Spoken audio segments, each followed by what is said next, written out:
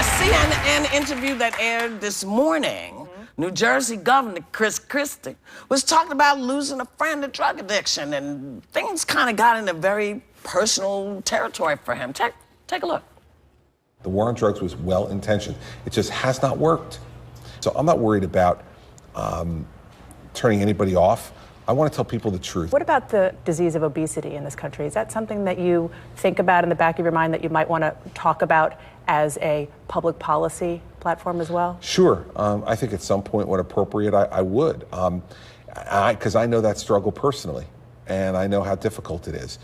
But I want to be careful because I don't want to proselytize. I know how difficult it is to deal with this problem, and I know it's made more difficult at times when people feel who are struggling with it that they're being lectured to. And I've gone through that. Do you think it's an addiction? You know, I don't know.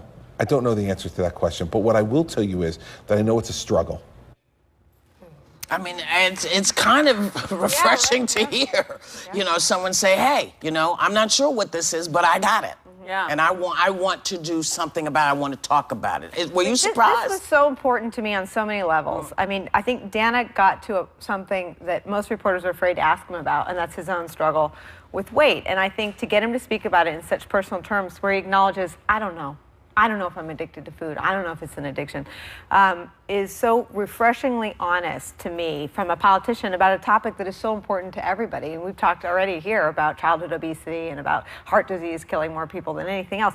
The other thing that's important to me about Chris Christie, and the other reason why I love the prospect of him running for president, is that he's willing to modernize the Republican Party. No, the war on drugs did not work out. Let's try something else. I love that he had the courage to say that. You know, it's interesting that you say that because on NPR this morning I was listening and they were making mention of how different he is on the campaign trail, even though he's not running yet, in